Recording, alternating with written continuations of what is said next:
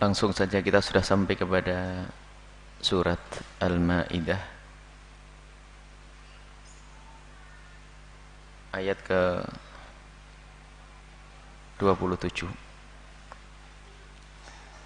A'udzubillahi minasyaitonirrajim. Bismillahirrahmanirrahim. Watlu 'alaihim نبأ ابني آدم بالحق إذ قربا قربانا فتقبل من أحدهما ولم يتقبل من الآخر قال لأقتلنك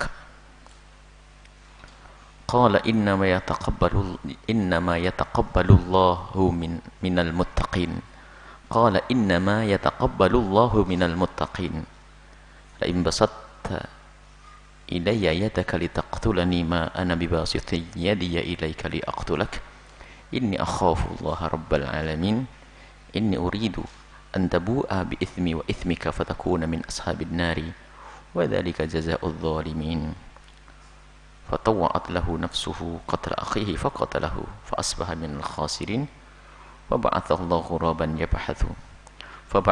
غرابا يبحث في الأرض ليريه كيف يواري سوءة أخيه قال يا ويلتى أعجزت أن أكون مثل هذا الغراب فأواري سوءة أخي فأصبح من النادمين. Ini kisah tentang dua anak Adam, Qabil dan Habil.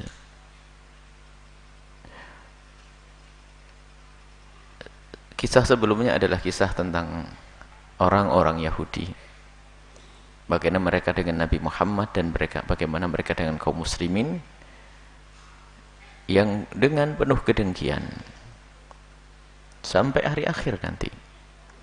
Sekaligus ayat ini menghibur, sudah ada kisah sebelumnya. Wahai Muhammad, coba kau bacakan kepada mereka agar sadar tentang kisah dua anak Adam, Qabil dan Habil. Qabil dan Habil, dua kakak beradik. Mula daripada kisah itu adalah karena pada waktu itu generasi pertama dari anak Adam adalah generasi bangsa manusia pertama adalah Sayyidina Adam dan anak-anaknya Sayyidina Adam alaihissalam. Sehingga di sana belum ada orang lain selain Nabi Adam. Kemudian Sayyidina Adam mempunyai anak, dan karena belum ada orang lain, maka tentu syariat yang ada pada waktu itu berbeda dengan syariat kita saat ini dalam kaidah pernikahan. Kalau syariat pada zaman kita, maka tidak diperkenankan kakak beradik itu menikah, namanya mahram. Tapi pada zaman Nabi Adam tidak, karena memang belum ada orang lain. Akan tapi syariat Nabi Adam pada waktu itu adalah Allah memberikan kepada Nabi Adam itu anak selalu kembar, laki perempuan, laki perempuan, laki perempuan. Mahramnya pada waktu itu adalah yang satu kembarannya. Sehingga Qabil punya kembaran seorang perempuan, Habil punya kembaran seorang perempuan. Sehingga Qabil tidak boleh menikah dengan kembarannya, begitu juga Qabil tidak boleh menikah dengan kembarannya, karena itu adalah mahram dalam syariat Nabi Adam alaihissalam. Tapi hendaknya ditukar, Qabil menikah dengan kembarannya Habil, Habil menikah dengan kembarannya Habil. Itu syariat. Lihat, pembangkangan syariat mulai muncul pada waktu itu karena ketidakpasrahan dengan syariat Allah Subhanahu wa taala. Di saat Qabil harus menikah dengan kembarannya Habil, yang kebetulan kembarannya Habil adalah tidak secantik kembarannya Qabil. Kembarannya Habil tidak secantik kembarannya Habil. Sehingga Qabil mendapatkan kembarannya Habil, ada protes di dalam hatinya. Kenapa aku harus menikahi kembarannya Habil yang tidak secantik kembaranku? Hendaknya aku menikah dengan kembaranku. Ini awal pembangkangan kepada syariat Nabi Muhammad, Nabi syariat Allah Subhanahu wa taala. Maka ini Maka sesungguhnya kaidah umum nanti, pelanggaran kepada syariat itu akan membawa kita kepada pelanggaran yang lain. Dosa itu akan menarik dosa yang lainnya. Begitu juga kebaikan yang dilakukan oleh seorang hamba akan menarik kepada kebaikan yang lainnya. Waktu itu muncul protes kepada aturan yang diberikan oleh Allah melalui Nabi Adam, yang beliau adalah Nabi mendapatkan wahyu. Protes, tidak bisa menerima. Mulai ada permusuhan kepada Habil. Qabil mulai membenci kepada Habil.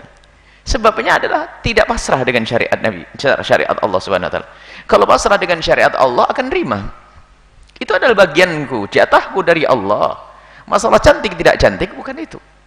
Tapi jatah dari Allah, dan terima kalau ini dari Allah akan dibesarkan. Akan mengagungkan karunia dari Allah.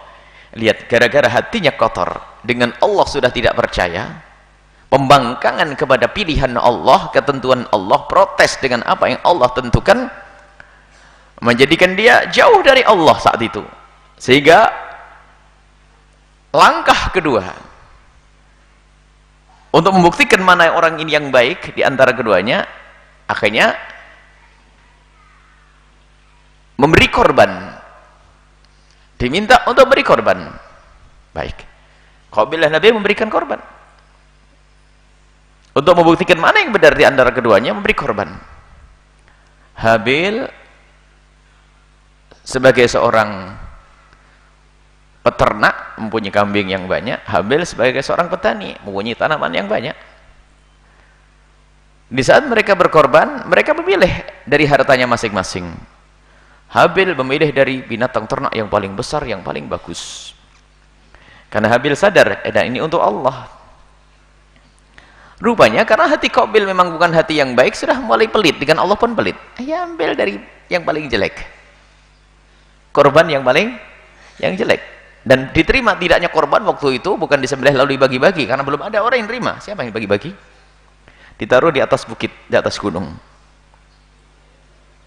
Setelah ditaruh di atas gunung, tiba-tiba ada api turun nanti. Api itu ternyata mengambil korbannya si Habil. Berarti yang diambil oleh api diterima. Di sini muncul lagi permusuhan, semakin tambah permusuhan Qabil kepada Habil.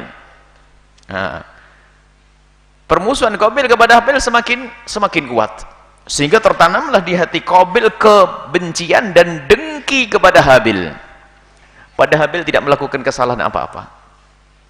Waktu Qabil memilih pasangan waktu Habil memilih pasangan Habil, waktu Habil memilih pasangannya, memilih kembarannya Qabil, itu juga petunjuk. Bukan dia yang ngatur. Dan korban diterima pun adalah juga Allah yang terima, bukan dia yang ngatur. Bukan dariku, aku tidak ngerti apa-apa ya Qabil. Ini semua ketentuan untukku. Mulai marah, muncul kebencian. Jadi benci itu ternyata dengki tidak serta-merta.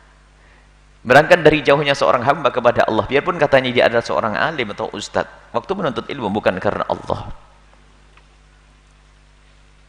Sehingga dikatakan oleh Nabi SAW, dabba alaikum da'ul umami qablakum al-hasadu wal-baghdha, akan merayap, awas, kepada kalian seperti merayap kepada hatinya si Qabil. Penyakit yaitu al-baghdha, kebencian, wal-hasad, dan kedengkian. Wayal khaliqatu, dan itu adalah pemangkas. Wala akulu tahlikul, wala akulu tahliku sya'ra, aku tidak mengatakan penyakit itu memangkas rambut, walakin tahlikud dina, tapi memangkas agama. Makanya biarpun orang itu ilmu agamanya banyak, akan tapi kalau hatinya sudah nggak benar, ada benci dan dengki, lihat kayak orang nggak punya agama, maka mangkas agama. Contohnya langsung mangkas agama. Seperti orang tidak punya agama. Bagaimana seorang ustadz dengan ustadz saling mendengki, bermusuhan, tidak mau bertemu, rebutan donatur, apalagi rebutan wilayah, kakak adik anaknya kiai meninggal dunia, sang kiai muda, rebutan kantin pondok. Ada model begini, permusuhan tidak ada henti-hentinya. Padahal dalam majelis besar dengan majelis besar ini ternyata lirik-lirikan terus, bukan lirik tertarik untuk jatuh cinta dengan saudaranya, akan tapi lirik-lirikan mencari kesalahan, kebusukan. Ini adalah kisah Qabil dan Habil. Ini. Akhirnya Qabil itu benci kemudian dengki, sehingga apapun yang dilakukan oleh Habil jadi tidak baik bagi Qabil. Begitulah. Kalau sudah ustadz benci sama ustadz tuh, ini ngadakan majelis di sana juga kenapa begitu? Padahal majelis untuk Allah. Buat ini kenapa begitu? Makanya sekarang kita koreksi diri, tidak usah nengok orang lain. Kalau kita merasa seperti itu, kalau ada orang membuat sebuah kebaikan, kok kita ada perasaan tidak senang, jangan-jangan kita ini termasuk nyambung hati kita kepada si Qabil, sang pembunuh. Dengan saudara, lihat, muncul. Ini kisah ini untuk kita baca, bukan sekedar kita baca, untuk belajar. Kenapa kakak adik bapaknya sama ibunya sama kok rebutan waris tuh?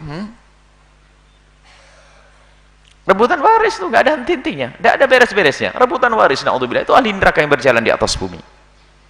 Rebutan waris. Ini berangkat karena memang dia itu tidak dekat kepada Allah. Tapi dia ustadz juga.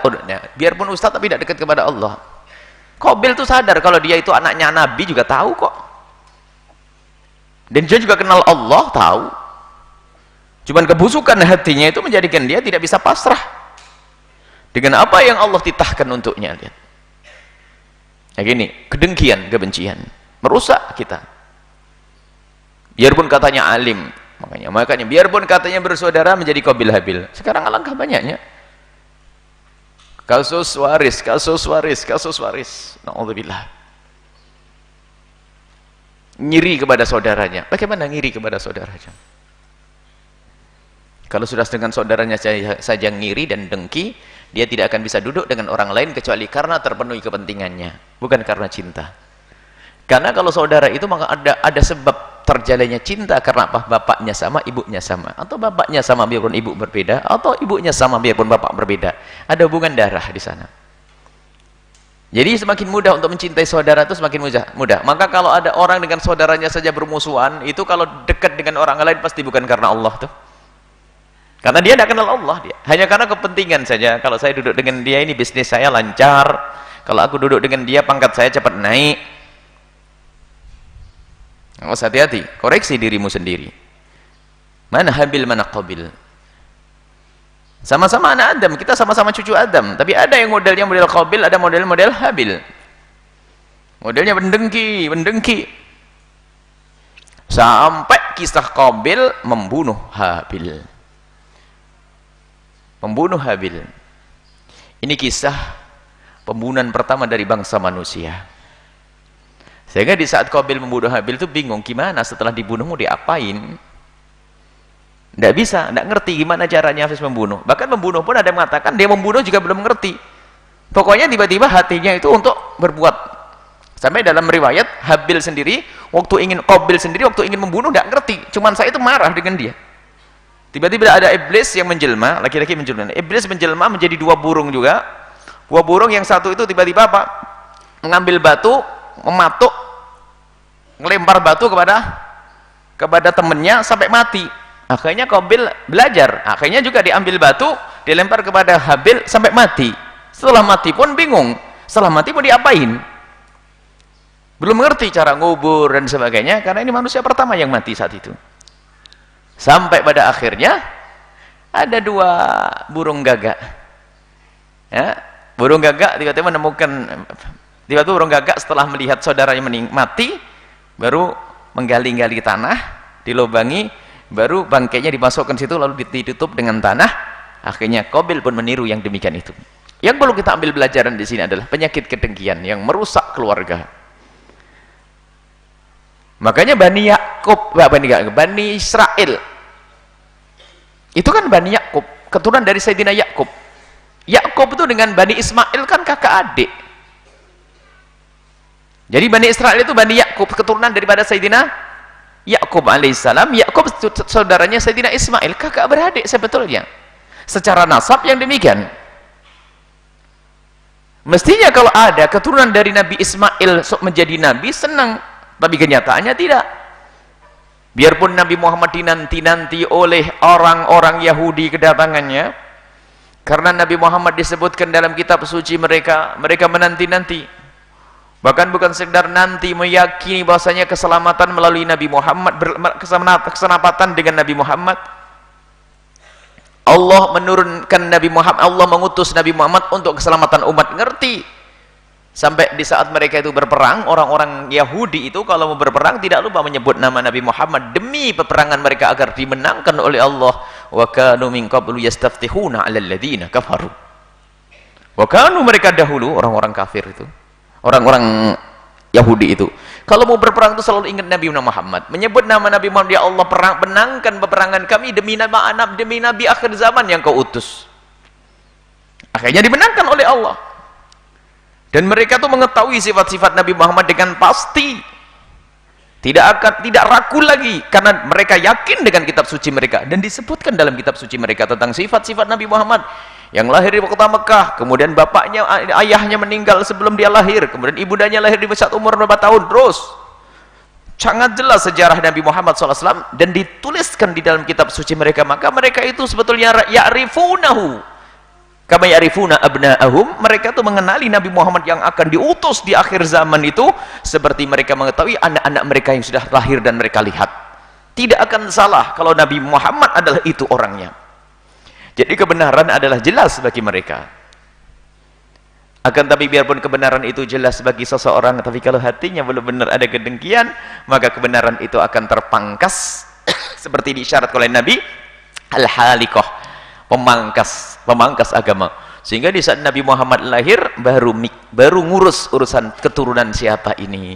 Akhirnya berkata, oh bukan keturunan dari Yakub, bukan keturunan dari Ishak. Yakub nanti ke Ishak, bukan keturunan dari Ishak, mohon maaf, Ishak yang saudaranya Nabi Ismail. Yakub atas Nabi Ishak, Ishak saudara Nabi Ismail. Oh bukan dari keturunan dari Nabi Ishak, tapi keturunan dari Ismail. Enggak deh, sorry deh, enggak mau. Padahal mereka tahu kebenaran. Dan begitu juga kebencian dan dengki dimanapun berada. Siapapun yang mempunyai penyakit ini tidak bisa menerima kebenaran, susah.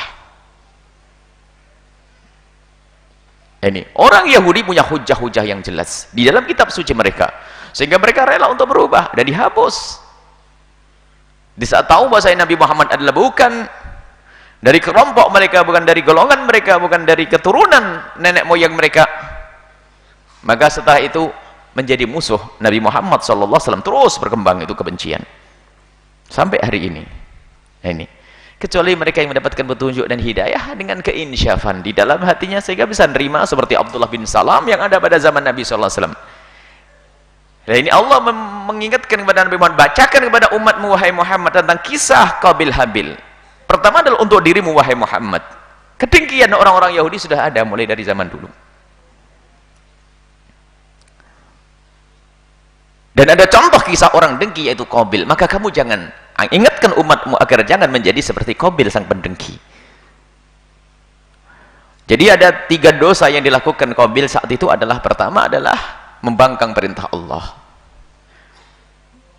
Kemudian dia berkorban dengan Allah untuk Allah bukan sesuatu yang terbaik. Maka ini pelajaran bagi kita. Kalau ingin Anda berikan kepada Allah, pilih yang terbaik.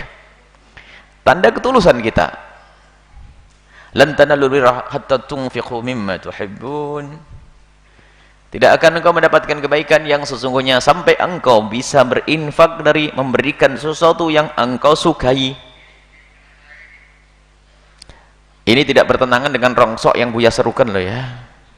Kalau rongsok itu kan untuk ngikat hati. Kami menyeru agar semuanya bisa infak rongsok. Itu adalah untuk ngikat hati, biar kenal dulu. Sebab kalau sudah kenal nanti baru tunfiqu mimma tuhibbun. Anda akan berbuat baik dengan apa yang Anda cintai. Nanti bertentangan, Buya kok rongsok itu paling saya tidak suka. Bukan, ini babnya beda. Baik. Ini kisah Qabil seperti itu. Kemudian setelah itu korbannya bukan karena Allah Subhanahu wa taala. Kemudian setelah itu apa? Melakukan pembunuhan. Melakukan pembunuhan. Ya, pembunuhan dilakukan, dan ini adalah termasuk dosa sampai dikatakan bahwasanya semua dosa pembunuh hari ini akan ditumpangkan dosanya kepada Qabil. Semua dosa pembunuh hari ini dosanya. Kenapa? Ini man sanna fil islami sunnatan sayi'atan. Karena dia memulai dengan kejahatan. Jadi ditiru oleh yang selanjutnya, pembunuh. Itulah kisah Qabil Habil secara global semacam itu dijelaskan panjang lebar dalam ayat ini sampai watlu, bacakan. Baca karena sudah kalau watlu, kalau kalimat watlu mesti rinci sudah. Kisah ini sudah terjadi rinci dan di situ banyak pelajaran. Bukan sekedar kita bacakan watlu naba abnai Adam. Wahai Muhammad, kisahkan kepada umatmu itu tentang kisah dua anak Adam bil haqqi, yang telah kami datangkan kisah itu di dalam Al-Quran ini dengan kebenaran. Nggak ada kisah bohong di situ, kisah yang sesungguhnya. Idh qarraba qurbanan, di saat mereka itu ingin berkorban, fatuqubila min ahadihima, kemudian diterima dari salah satunya, walam yutaqabbal minal akhari, lalu tidak terima dari yang lainnya. Diterima korbannya si Habil, tidak terima korbannya si Qabil. Karena ada kisah sebelumnya tadi. Kenapa? Karena dia tidak dekat kepada Allah. Bahkan dia berani membangkang syariat Allah. Maka dari itu kami ingati, jangan biasakan membangkang dengan syariat Allah. Kalaupun anda belum mampu menjalankan, anda istighfar. Tapi kalau anda membangkang akan mengundang kebusukan yang lain apapun. Termasuk kami ingatkan, termasuk mungkin ada di antara yang mendengar suara ini masih berurusan dengan dunia riba. Jangan mencari pembenar lalu merendahkan orang yang sudah hijrah. Akan tapi anda cukup tobat kepada Allah dan minta agar dihijrahkan oleh Allah secepatnya. Mungkin ada yang masih belum benar dalam menutup aurat, takutlah kepada Allah, cukup istighfar dan menangis dulu. Jangan sampai kita membangkang. Sudah, jangan membangkang dengan syariat. Kalau membangkang dengan syariat akan tambah jahat, tambah jahat. Mungkin belum mampu, karena saat ini pasti terlalu besar urusanku dengan dunia bank riba ini. Saya niat hijrah mungkin minggu depan atau tahun depan. Tapi jangan berhujah. Dan semua kesalahan hendaknya kita sadari dengan insyaf. Makanya kalau biasa membangkang dengan syariat itu akan mengundang kejahatan yang lainnya, yang lebih banyak lagi. Dan na'udzubillah, kisahnya Qabil. Karena membangkang kepada Allah Subhanahu wa taala. Itulah namanya insyaf. Alangkah banyaknya orang melakukan dosa tidak sadar kalau dia berdosa. Bahkan punya kebiasaan cari benar. Kalau mendengar fatwa pun fatwa yang tidak terima dengan fatwa ulama, fatwa ini sampai bulat. Ini pernah terjadi kisah pada zaman Rasulullah. Ada seorang diberi fatwa oleh Rasulullah, tidak terima. Datang kepada Sayyidina Abu Bakar, tidak terima lagi. Datang ke Sayyidina Umar, tidak terima. Dicambuk Sayyidina Umar. Kurang ajar kamu itu. Sudah datang ke Rasulullah, kau bertanya, dijawab kau tidak terima. Datang ke Abu Bakar, dijawab kau tidak terima. Kau datang kepadaku, ini terima. Nah ini, ada orang modelnya begitu. Kalau dengar petuah dari ulama tidak ada insyaf, cari pembenar. Kalau sudah dikatakan haram, insyaf, rizki pasti datang kepadamu. Tidak harus melalui cara yang itu. Kalau haram, haram. Kalaupun kita masih susah untuk keluar dari keharaman, dari kubang kehinaan itu, tetapi yang terpenting adalah kesadaran dalam hitungan. Lalu mohon kepada Allah, minta untuk dientaskan. Berusaha perlahan demi perlahan sampai anda terentaskan. Tapi dengan catatan jangan membangkang. Nah, Qabil membangkang langsung, tidak. Kenapa kok saya harus nikah dengan pasangannya si Habil? Enggak deh. Dari sini pembangkangan kepada perintah Allah melalui Nabi Adam alaihissalam. Dan dia menyesal sepanjang waktu. Sampai hari ini pun menyesal si Qabil. Dalam siksa sampai hari ini. Di alam penantian, alam barzah mendapatkan siksa. Sampai kapan? Sampai nanti dibangkitkan di padang mahsyar pun dalam keadaan menyesal. Dan ternyata dia juga memimpin rombongan manusia pembunuh nanti. Tersiksa di padang mahsyar sebelum tercebur di neraka jahanam.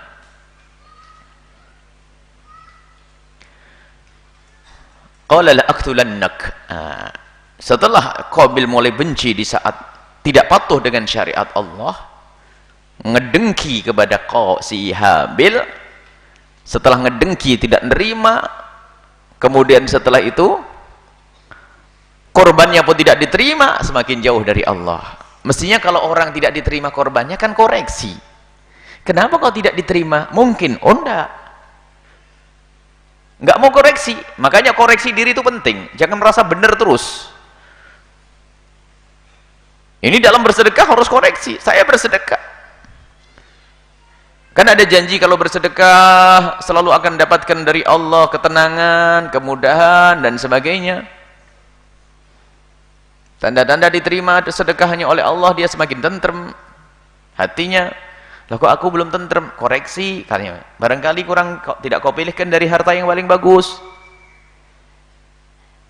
Koreksi itu akan meningkatkan kualitas. Bahkan koreksi itu akan menjadikan sesuatu yang kotor tadi jadi baik.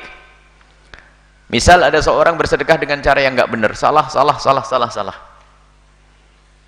lalu menyesal, misalnya belum bayar zakat, banyak sedekah. Nah, ada kan ini orang kaya, kalau sudah bayar zakat berat, tapi kalau suruh sedekah senang. Belum bayar zakat, sedekah. Belum bayar zakat, sedekah. Setelah mendengarkan ilmu, patuh. Astagfirullahaladzim, berarti saya salah ya. Lalu sekarang bertobat dan mendahulukan zakat sebelum sedekah. Lalu bagaimana sedekah yang dulu? Sedekah dulu, yang dulu jadi diterima karena tobatnya. Kalau nggak tobat, nggak diterima. Sebab tobat itu sendiri juga ada pahalanya, ibadah. Jadi tobat jangan dianggap sepele. Tobat bukan sekedar menghapus dosa, tapi tobat adalah pahala juga. Selama ini kan dianggap sebagai tobat menghapus dosa saja. Oh tidak. Sampai kisah kaum Midiyah, seorang perempuan yang dirajam oleh Rasulullah SAW, meninggal dalam keadaan dirajam. Dalam kisah dalam Ma'iz, ada seorang dirajam, meninggal dalam keadaan dia dirajam, dilempar batu sampai mati karena dia berzina, ikrar zina. Orang-orang Madinah di saat melihat orang mati dalam keadaan dirajam memandang picik. Memandang picik, mati dalam keadaan dirajam. Nabi marah. Kalau seandainya ditimbang tobatnya orang ini dengan amalnya ahli Madinah, syuf amal, ini saya lebih unggul tobatnya orang ini. Jadi tobat ada nilai pahala di hadapan Allah Subhanahu wa taala. Jadi ayo kita kembali kepada Allah. Apapun dari kesalahan yang pernah kita lakukan, kalau kita mendengar kebenaran melalui lidah guru-guru kita, hendaknya kita insyaf, kemudian kita sadari, kita berusaha. Sebab ilmu tidak jaminan loh ya, biarpun orang itu alim belum jaminan loh ya. Sebab Rasulullah pernah mengingatkan, man izdada ilman wa lam yazdad hudan lam yazdad minallahi illa bu'da. Orang yang jauh, orang yang tambah ilmu tapi nggak tambah insyaf, tidak dapat petunjuk dari Allah, ilmunya hanya jadi ilmu debat, ilmunya ilmu untuk nyalain orang lain, dirinya ilmunya hanya untuk mencari pembenar untuk dirinya sendiri, ilmunya bukan untuk mendekatkan diri kepada Allah, dan alangkah banyaknya hamba semacam itu. Ulama su yang adanya sombong, rusak hatinya. Akhirnya setelah Qabil itu kebenciannya pada puncaknya, dengki dan benci bersatu di hatinya, sudah akhirnya apa? Pengen menghabisi saudara. La'aqtulannak, akan aku bunuh kau. Teman membunuh itu belum ngerti gimana caranya. Artinya tidak ngerti apakah ada orang mati, itu tidak ngerti dia. Jadi apakah ada mungkin mati, tidak ngerti. Pokoknya saya la'aqtulannak. Karena belum ada orang mati, jadi nggak kebayang kalau ada orang bakal mati, nggak tahu. Jadi belum ada orang mati. La'aqtulannaka, aku akan membunuhmu. Akhirnya dia qala. Ini kisah panjang. Qabil itu menjawab, innama yataqabbalu minal muttaqin. Allah itu hanya menerima dari orang yang bertakwa. Jadi kasus korbanmu tidak diterima itu bukan karena apa? Kurang benar dalam niatmu. Diingatkan, ayo niat yang baik. Tambah marah lagi. Kalau bahasa sekarang, sok tahu loh. Nasihati saya. Nah, ini kan tambah kacau. Diingatkan, ayo yang lebih bagus. Makanya jangan suudzon dengan orang yang nasihati Anda, kata Imam Ghazali. Kalau ada orang menasihatimu dengan nasihat yang baik, biarpun caranya tidak baik, awas jangan kamu tolak, khawatir kamu golongan Qabil tadi. Mengingatkan kita, ayo. Mungkin kamu banyak dosa, mungkin, oh iya ya, gitu saja. Enak aja kamu bilang saya banyak dosa.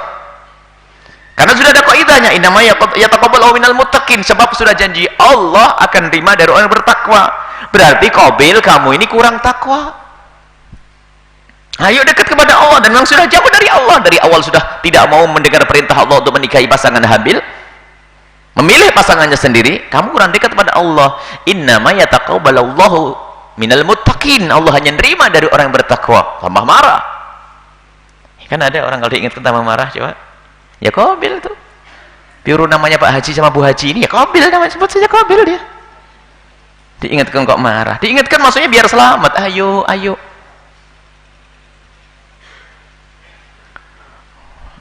Nah, Imam Ghazali rahimahullah ta'ala dalam bab sadar diingatkan ini penting. Beliau mengingatkan bahasanya ada orang itu kalau diingatkan pengennya caranya baik terus. Tidak harus dengan baik mengingatkan kita. Kita harus tahu maksud daripada mengingatkan. Ada orang karena kesombongannya, yang ngingetin tapi jangan cara gitu dong. Ya usah.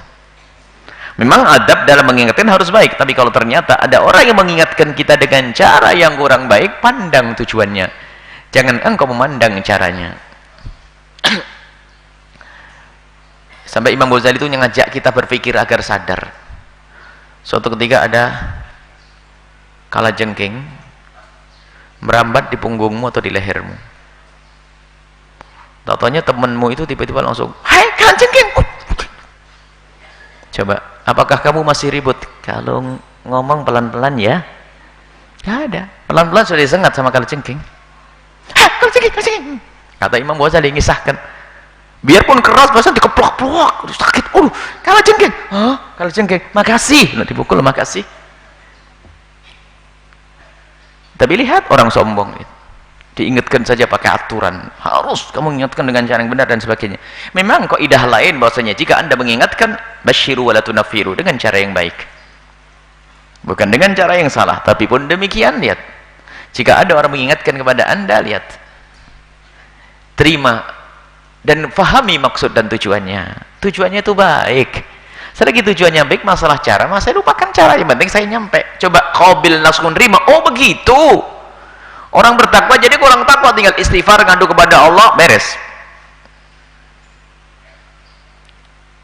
La in basatta ilayya yadaka litaqtulani ma ana bi basiti yadiya ilaka li aqtulak. Sampai ngomong, "Ya Qabil, ayo benah diri, ayo baik." Marah, sok kamu ya. Kamu pengen bunuh saya. Seandainya kau ingin mengulurkan tanganmu kepadaku untuk memukulku, aku tidak akan mengulurkan tanganmu kepadamu. La in basatta ilayya yadaka litaqtulani, kalau kau mengulurkan tanganmu untuk memukulku ya Qabil, aku tidak akan mengulurkan tanganku untuk membunuhmu. Karena apa? Ya Qabil, aku takut, inna akhafullaha rabbal alamin, aku takut kepada Allah. Diajari, saya tidak akan balas ya Qabil, saya tidak akan mungkin, kamu saudaraku. Bahkan dalam sekarang, saudara-saudara gombal, marahan, padahal rebutan waris ini. Dibilang saudara nggak bisa, terus gimana? Kadang sahabat bapaknya pun dibawa. Bapak memang dulu gara-gara manja kamu ngiri, ya sebenarnya dari ngiri macam-macam. Lihat, hei yang rebutan waris segera sadar sebelum jadi Qabil tuh, matinya dengan kebencian.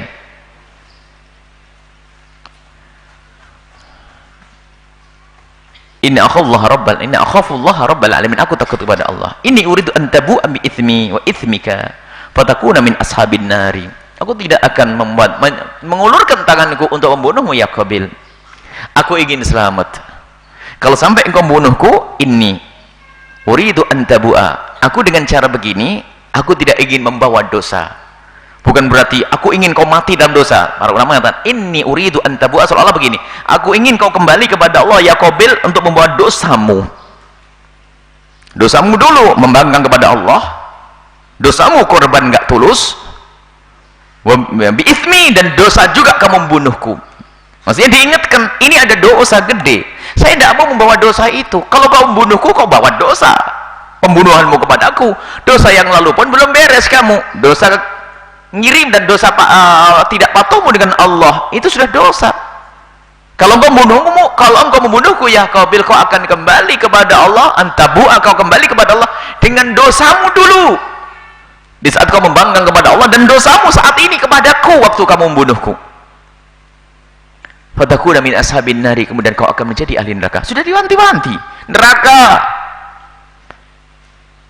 Biarpun ustadz kalau sudah kedengkian menguasai hatinya, nggak peduli.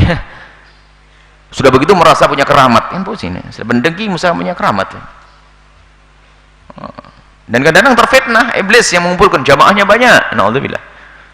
Tidak tahu jamaahnya apa, jamaah dzikir, jamaah sholawat, jamaah hada. Hati-hati, makanya kita semua belajar ini agar bersih hati kita. Wa tawa'allahu nafsu qatla akhi, akhirnya betul, jiwanya Qabil terbawa ingin untuk membunuh saudaranya. Faqatalahu, akhirnya membunuh secara benar. Fa asbaha minal khasirin. Setelah membunuh ada penyesalan. Nah, penyesalan di sini bukan penyesalan lalu menjadikan dia tobat. Dia nyesal, sesaat nyeselnya hanya bingung mau ngapain. Nyesel tak? Oh, tak bunuh. Nyesel, tapi bukan penyesalannya taibin, bukan. Dikatakan ini bukan penyesalan orang tobat. Sebab dikatakan tobat itu adalah nyesel. Kalau orang nyesel dengan nyesel benar beres, tidak. Nyeselnya dia hanya nyesel sesaat. Oh, bingung, nyeselnya bingung. Sehingga bangkai itu, mayat itu dibawa ke sana kemari, bangunin tidak bangun-bangun, ke sana kemari, tidak ngerti ini kenapa. Dia nyesel, tapi nyeselnya adalah bukan nyesel kalau seandainya Habil hidup lagi ya musuhan lagi, karena hatinya busuk tidak sadar-sadar. Nah ini contohnya pendengki itu kayak begitu tuh, susah sadar.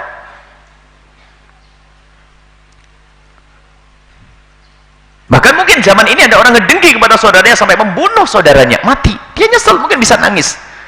Tapi penyesalnya bukan tobat. Kalau seandainya hidup lagi, digituin lagi. Pendengki, makanya tahlikuddin, pemangkas agama. Hati-hati. Akhirnya bingung, mayatnya dibawa ke sana, bawa kemari, bawa ke sana kemari. Fa ba'atsallahu ghuraban yabhathu fil ardi liyuriyahu kaifa yuwari sawata akhi. Akhirnya Allah mengutus burung gagak untuk mencari tempat di bumi, menggali lubang di bumi, lalu bangkai temannya gagak yang lain dimasukkan ke situ. Akhirnya belajar.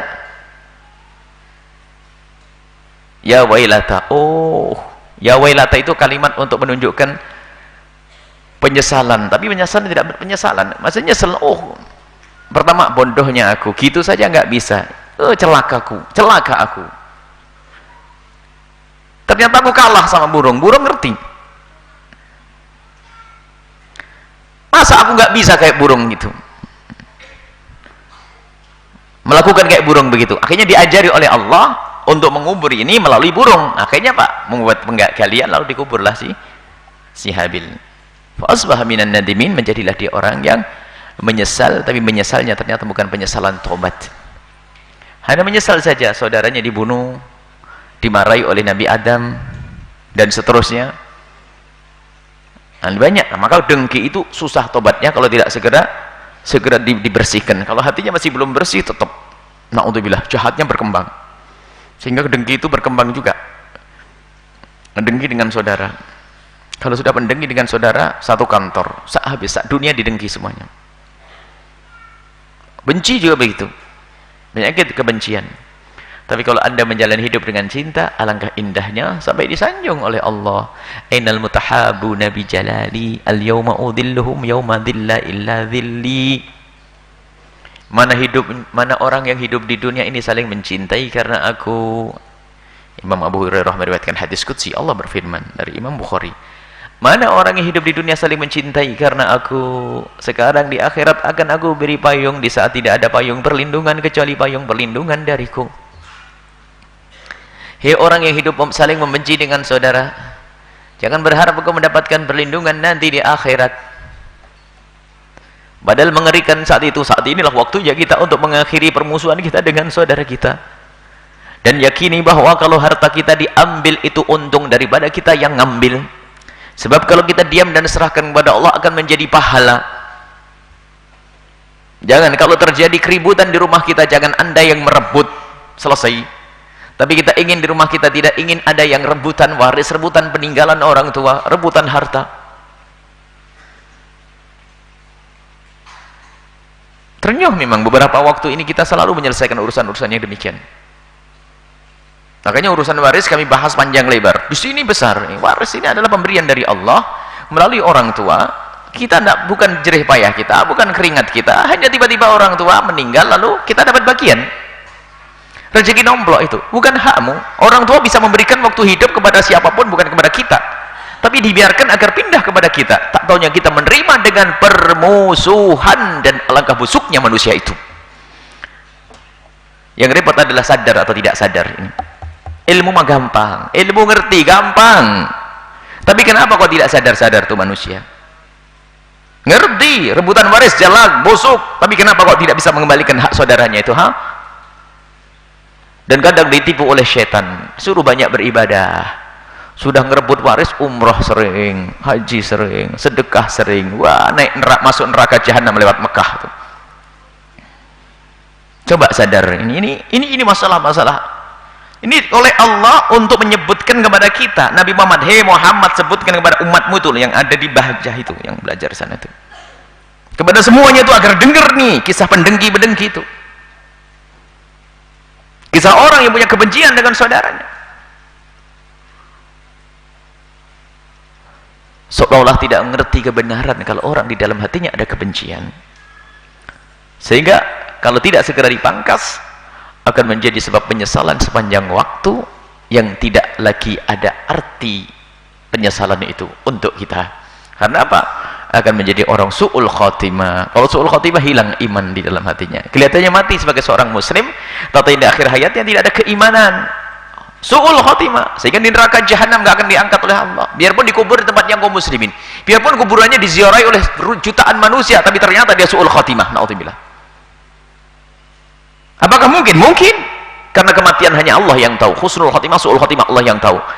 Tapi sebab-sebab su'ul khotimah itu membiarkan kebencian, kedengkian sampai mati. Maka sekarang mumpung masih nyawa ada di kandung badan, masih ada kesempatan, ayo kita benah hati, hilangkan kebencian. Kalau kita membenci seseorang, mendengki seseorang, ayo kita tumpangi dengan permohonan kepada Allah agar kita menjadi qabil. Doakan dia dengan doa kebaikan. Semarah apapun kita dengan manusia, sebenci apapun kita dengan manusia, mungkin karena ada sebabnya dan mungkin dia yang membuat sebab itu, tapi pun kita tidak boleh terpengaruh. Sebab setan itu yang membuat sebab. Yuki bainakumul adawata wal baghdha. Setan itu akan menjadikan kalian itu akan bermusuhan dan saling benci. Sampai contoh begini loh ya, bagaimana kebencian itu tertanam di hati. Kalau saya bicara tentang waris tadi, ada orang direbut warisnya, kakak beradik rebutan waris, kakaknya merebut waris adik, atau dibalik, adiknya merebut waris kakaknya. Merebut waris itu neraka jahanam, dosa gede, busuk jiwanya. Busuk jiwanya merebut waris, karena orang yang merebut waris itu adalah telah melakukan 3 dosa besar sekaligus. Yang pertama, mengambil haknya saudaranya, neraka. Yang kedua adalah memutus tali persaudaraan, neraka, la yadkhulul jannata qatir rahim. Yang ketiga adalah durhaka ke orang tua. Karena apa? Telah menyakiti anaknya orang tua, neraka. Setan tepuk tangan, ada orang masuk neraka. Senang itu kawanku masuk neraka. Kemudian orang yang direbut warisnya itu kalau sabar dan pasrah kepada Allah, lalu mendoakan dengan doa kemuliaan untuk saudaranya, maka dia ahli surga. Tapi setan nggak senang ada orang masuk surga. Awas, hati-hati. Setan nggak senang ada orang masuk surga. Ini orang yang direbut waris seharusnya dia masuk surga, cuman setan nggak senang ada orang masuk surga. Setan pakai cara di gimana ini agar dia menjadi kawanku juga nih, temennya, saudaranya sudah masuk neraka bersama saya, dengan dia mengambil waris saudaranya. Tapi yang direbut warisnya ini kok kayaknya bakal masuk surga lempeng lurus banget nih. Enggak. La aqudanna lahum. Aku akan tongkrongin dia sampai masuk neraka. Akhirnya apa? Ya sudah biasa, pengen sabar. Tak taunya apa? Sudah yang kelihatan mobilnya saudaranya, naik mobil. Ini mobil rebutan waris saya itu. Besok naik haji, umroh, mobil rumahnya gede, biarpun rumah besar, itu duit saya itu. Mulai benci. Setelah mulai benci, pelan setan sudah senang, mulai benci itu. Kalau lihat saudaranya sudah nggak bisa senyum lagi mulai sekarang. Dulu sering ziarah, sekarang mulai nggak ziarah. Hari raya nggak datang, sudah berhasil kata setan, sudah masuk neraka. Tapi kok cuma satu tok, istrinya, akhirnya istrinya harus masuk neraka. Akhirnya mulai ngomong ke istri, tuh lihat, abang itu lihat, nggak malu tuh, pakai mobil, itu rebutan waris saya itu. Iya pak, istrinya masuk neraka, dapat nih. Makanya jangan jadi istri kayak ini tuh. Mestinya nyatu nih, lo lebih bang, nggak boleh bang, istrinya. Sampai anaknya pun ditanamkan kebencian kepada pak D-nya. Kau tahu enggak kamu nak? Biarpun itu kaya, itunya jatahmu nak, ngerti enggak? Benci semuanya, masuk neraka. Paham enggak? Ya ini begitulah. Tapi Habil nasihati terus, sadar selamat. Kita membawa orang agar selamat, nggak putus asa, ingatkan kalau itu kebatilan, itu salah. Nah gitu loh, benci akhirnya muncul di antara kakak beradik. Yang satu berbuat jahat karena kezalimannya, kemudian mengambil hak saudaranya.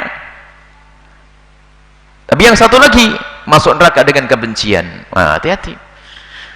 Maka dari itu kita perlu menata hati. Sebetulnya kalau kita pikir, kalau kita kenal Allah, hartamu yang diambil oleh siapapun, apakah itu saudara atau orang lain, kalau anda sejenak mau berpikir dibawa kemana itu, Sebelumnya dia itu seperti tukang pos, ngantarkan ke surga dulu, tapi dianya balik lagi. Sebenarnya saudaramu yang mengambil hartamu itu mengantarkan, dek, hartamu tak kirim dulu ke surga ya, kamu ditunggu di sana, gitu sebetulnya. Karena semua yang diambil sampai dikatakan Rasulullah, termasuk burung yang memakan padi tanaman kita pun, kalau kita lillahi ta'ala akan menjadi tabungan di surga. Apalagi dicuri maling, apalagi diambil saudara kita tulus. Oh, kalau saya paksain ngambil pun juga tambah ribut, tambah serem, tambah tidak enak juga. Belum lagi nanti anakku tambah memusuhi dia. Ndak, sudahlah, biarkan, lebih baik kita cari sendiri yuk, biarpun hartaku diambil banyak, tapi biarpun banyak kan tetap susah kita ngambilnya. Dan ketahuilah, orang yang berbuat zalim dengan saudara tidak akan ditolong oleh Allah. Hei hamba yang pernah melakukan kezaliman dengan saudara, semestinya anda tidak bisa tersenyum, karena anda dalam bencana. Segera kembali kepada Allah, ayo tobat, kembalikan semuanya kepada yang berhak, bergegas untuk minta maaf. Kalau terus kita membangkang, menjadi qabil, ya, tidak bisa ditahan, biarpun mendapatkan petuah dari Nabi sekalipun tidak bisa. Petuah dari ulama pun akan ngecibir, ya, qabil, dinasihati. Innama yataqabbalu minal muttaqin, marah. Kalau kau melakukan itu, ya qabil, masuk neraka, enggak terima. Dinasihati enggak benar, sudah hatinya tertutup karena ada kesombongan, dan sombong itu adalah dibarengi dengan kedengkian, dan kedengkian dan kebencian itu menjadikan orang susah menerima kebenaran. Dan itu terjadi pada orang Yahudi dan di luar Yahudi pun, siapapun, seperti yang sering kita kisahkan, kisahnya Abu Jahal. Lihat, Abu Jahal bukan orang yang tidak tahu Nabi Muhammad Nabi, yakin Nabi Muhammad itu Nabi, yakin betul Abu Jahal, yakin Nabi Muhammad Nabi.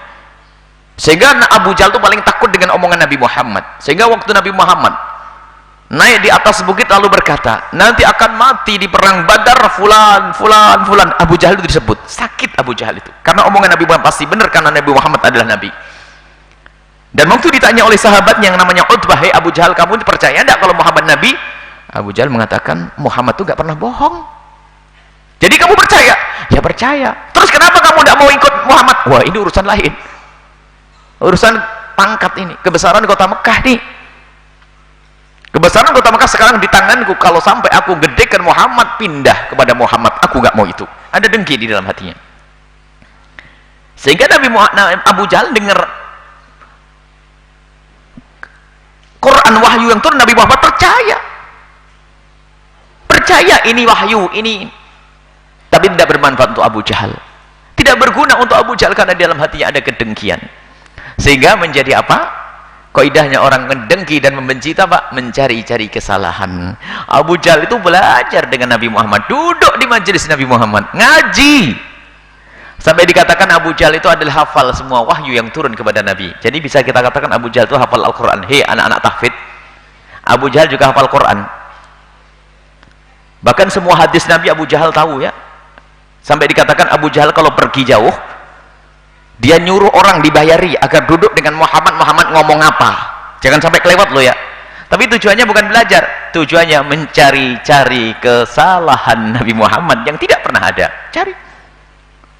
Dan begitulah kerjaan Abu Jahal, percaya Nabi Muhammad Nabi, tapi karena ada kebencian di dalam hati. Sama, coba kalau ada benci dengan seseorang, dengki dengan seseorang, kalau dia mengingatkan, sok bener kamu tuh, loh, Qabil, Abu Jahal. Nah sekarang perlu kita pangkas, bagaimana kita menumbuhkan cinta di antara kita. Kita semua pejuang, insya Allah, pejuang Rasulullah. Maka pejuang tidak akan bisa benar kecuali hati kita tertata. Kadang-kadang kita dengan musola tidak akur. Jangankan musola, satu masjid saja, lihat, satu masjid ternyata rebutan jadi pengurus, antara ketua pengurus dengan wakilnya nggak akur, rebutan. Tak taunya akhirnya jadi sepi masjid. Makanya jamaahnya tinggal dua, antara imam dengan tukang adzannya. Itu pun tidak akur juga, habislah. Gimana itu? Ada kebencian di dalam hati, ada kedengkian di dalam hati. Maka dari itu, ayo, bagaimana menanamkan kecintaan tadi? Jadilah orang yang mudah memaafkan. Kita pandang Allah. Kalau ada orang mengambil harta kita dan memang susah untuk diambil, jangan menjadi beban di hatimu. Kalau memang susah diambil, kalau bisa diambil biarpun dengan cara melakukan melakukan pengadilan dan sebagainya, itu hak untuk mengambil hak. Tapi kalau sudah tidak mungkin dan repot, malah menjadi sebab permusuhan, alangkah indahnya kalau kita memaafkan. Dan memaafkan sendiri tidak mudah, ada bahannya dulu di hati kita, yaitu ada mahabbah. Kalau sudah orang cinta, mudah memaafkan nanti secara otomatis. Lalu bagaimana menumbuhkan cinta? Menumbuhkan cinta adalah biasakan kita untuk melatih diri kita senang dengan kebaikan untuk orang-orang tersebut. Maka ditandai dengan apa? Dengan sering mendoakan. Ini kunci yang pertama. Maka doakanlah, kalau Anda ustadz, doakan ustadz sebelah tuh, jangan lirik-lirikan. Ya Allah, semoga ustadz sebelah ini makmur, pondoknya gede. Ya Allah, semoga santrinya jadi ulama-ulama, wali kutub semuanya, keluarganya kau jaga ya Allah. Ada majelis gede, yang penting akidahnya benar, ahli sunnati wal jamaatil asy'ariyati, majelis, alhamdulillah ya Allah, semoga ini makmur. Apaan tuh majelis? Ya, kan sudah ada majelis, ngapain di situ? Alhamdulillah di sini ada pondok, sebelah ada pondok, alhamdulillah. Besok ada tiba-tiba ada orang borong tanah di sebelah, bikin pondok Buya, pondok akidahnya makin bener. Ada al-bahjah, ada al-apa di situ, macam-macam, al-istiqomah, al-rahmah, al-hidayah. Oh, jajar pondok semuanya. Oh, kayak orang jualan buah itu kan jajar ya, ada pasarnya masing-masing. Pondok sama pondok lirik-lirikan, wah kalah sama penjual buah. Penjual buah di surga semuanya, kiainya di neraka. Naudzubillah, gimana? Senang. Naudzubillah, ada apa? Kenapa kok dilarang? Oh, enggak, enggak bagus dong. Enggak. Ini yang mondok bukan orang Sendang semuanya. Orang Sendang memang ada beberapa, yang lain orang luar. Kita latih, bahkan perlu kita memberi motivasi. Kita bantu kalau ada orang yang besar. Ayo, karena apa? Umat Nabi Muhammad teramat luas. Nah, pondok ini hanya bisa nampung berapa ribu di sini tuh. Setelah beberapa ribu sudah nggak bisa lagi menampung. Sudah gitu orang lain nggak boleh bangun pondok. Terus gimana? Nah, jelas juga demikian. Sama urusan toko, perdagangan dan sebagainya. Rizki Allah bagi, sudahlah. Allah bagi. Penjual buah itu antik ya, asik ya. Jajar, jambu-jambu. Kenapa kok jualan di sini? Jual di sana, jauh sana sendirian. Sendirian gak ada yang beli malahan. Ternyata saling membantu ini dengan yang lainnya. Sehingga orang punya keyakinan bahasanya, oh di sanalah tempatnya. Jadi pasar kan gitu ya. Padahal jajar jual sayur, ayam. Coba, saya tidak mau jualan sama tukang ayam karena saya jual ayam, saya sendiri di pojok. Nggak ada yang kunjung. Ayo. Enakan jualan sayur masuk surga, punya pondok hatinya kotor, naudzubillah masuk neraka. Punya majelis pun demikian. Nanti macam-macam wilayah, ini kapling-kaplingan nanti. Kenapa kamu ke sini ceramah di sini? Ini kan wilayah saya loh, kok wilayah. Kenapa kamu ngadain hari malam Jumat? Kenapa? Kan malam Jumat sudah ada habis loh. Seminggu kan cuma 7 hari. Kalau sudah habis terus gimana? Saya bikin hari ke-8 nggak bisa. Jadi macam-macam ini. Maka yuk kita hati-hati. Kalau Anda, pokoknya kaidah, kalau Anda melihat orang ingin berkembang, berjuang, langsung support. Beri motivasi, beri semangat untuk membersihkan hati Anda. Sehingga kami mendapat petunjuk dari guru-guru, jadilah engkau selalu memberikan motivasi kepada pelajar-pelajar untuk maju, dan bercita-citalah agar muridmu lebih gede dari kamu, orang lain lebih besar dari kamu, nggak apa-apa. Kamu besar, berusaha, tapi menginginkanlah engkau orang lain lebih besar dari kamu. Hati yang selamat. Ngedengki musuhan, sehingga bermusuhan dari jamaah ini kelompok ini. Alhamdulillah. Sampai kadang-kadang gara-gara jaketnya jamaah lain masuk sini, kenapa pakai jaket itu? Wah, ini urusan jaket sih. Ya. Ini model aneh, mau pakai jaket, dia beli halal bersih, syiar juga. Oh, jaketnya jaket majelis apa, majelis apa gitu masuk ke sini. Alhamdulillah, berarti Anda punya guru sambung yang banyak. Tidak harus pakai al-bahjah atau semuanya ini. Siapa yang nyuruh al-bahjah semuanya ini? Apa pakai jaket yang macam-macam? Cuman kadang-kadang turun, kenapa pakai jaket itu? Ada apa dilarang? Yang penting menutup aurat. Kita perlu menata hati. Ya.